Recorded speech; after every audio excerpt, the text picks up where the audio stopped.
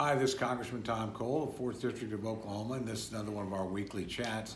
I think it's fair to say this week it's been all coronavirus all the time.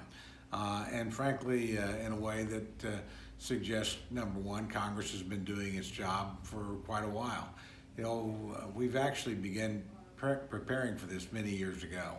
And over the last 4 years, cumulatively, Congress has increased the National Institute of Health funding, which is our lead agency in the search for a vaccine, by 39%. Over the same period of time, last 5 years, we've increased the Center for Disease Control funding, which is our immediate response mechanism, by 24%. We've also increased our strategic stockpile in 5 years, and that's our reserves of medical equipment and drugs for a crisis, by 34%. And finally, Congress actually created something, and something I did in my committee, called the Infectious Disease Rapid Response Fund, so we could deal with this, any kind of crisis like this immediately. That was set up a couple years ago. We put money in it, $50 million originally. That number then went up to 85, and with a carryover, we started this particular fight with over $100 million immediately available to finance the initial operations against the virus as it became known. Let me step back and just remind people about how quickly this has developed.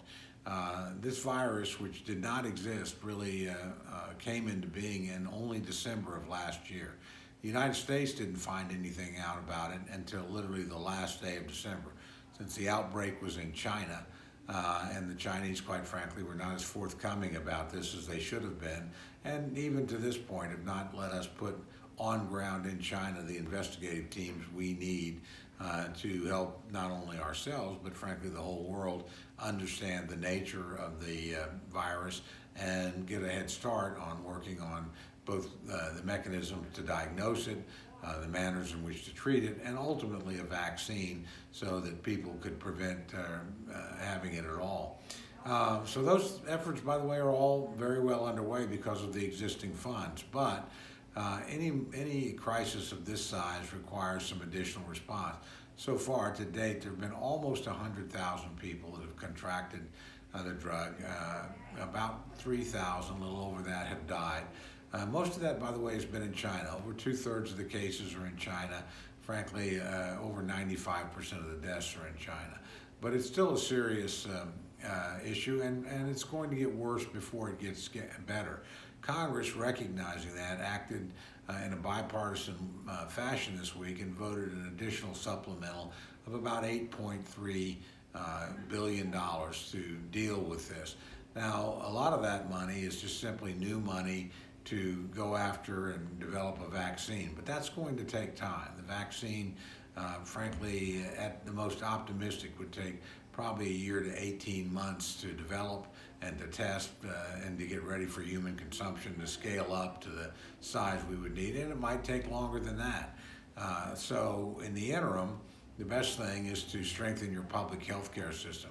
So Congress voted over $1 billion additional dollars to be sent to state and local health organizations to work on this. We also voted additional money for tests, that is for equipment, kits as they're called, to be sent to every state. So you not only tested the most likely people to have this, that's people that have been to China or in contact with people that have been either to other places of outbreak like Italy or South Korea, or have some relationship with those areas.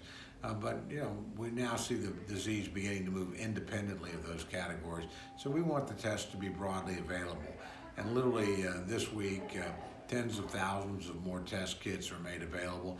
When you hear a test kit, a kit is not for one person. A kit usually has 1,000 different tests in it and can be used, because there's multiple testing involved, for between 350 and 450 people. So when you hear kit, it's a lot of people for each kit.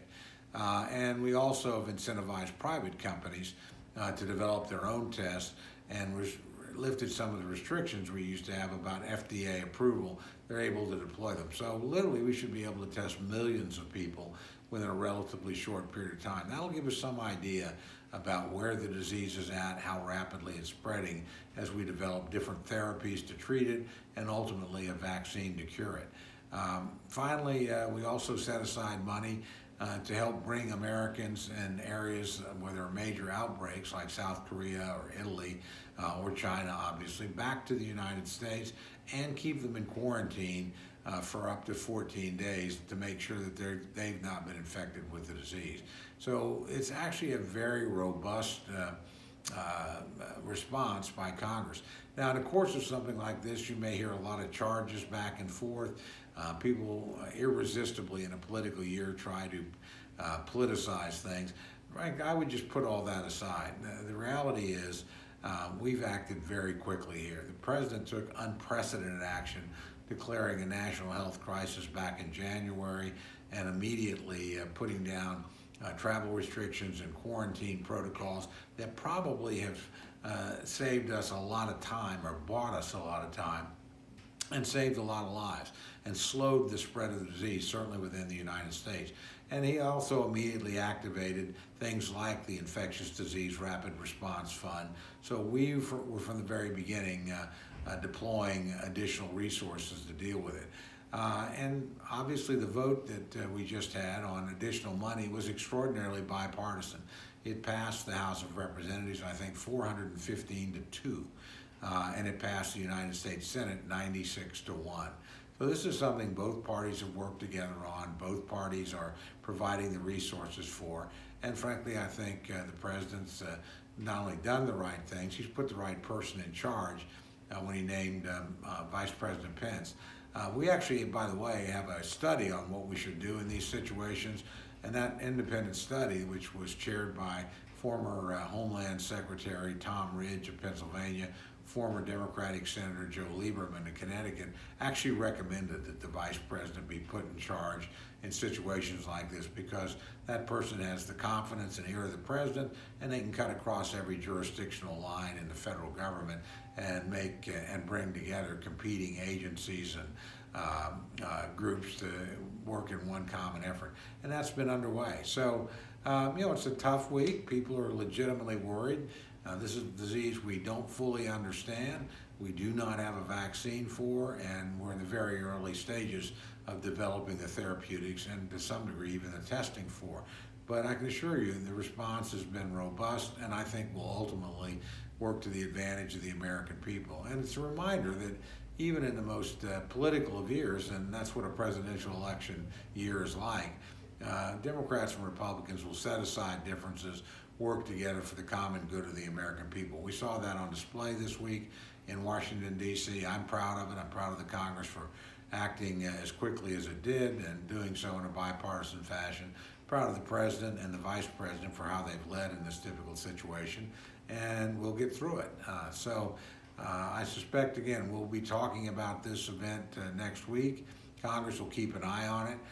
We think we appropriated the right amount of money, but quite frankly, if we need additional resources, if our healthcare professionals come back and tell us they require something to be done, I don't have any doubt that Congress, in a bipartisan fashion, will make sure that those resources are available for research, for biomedical defense, and ultimately for therapies that cure and protect and vaccines that prevent a disease like this from spreading. So look forward to visiting with you next week.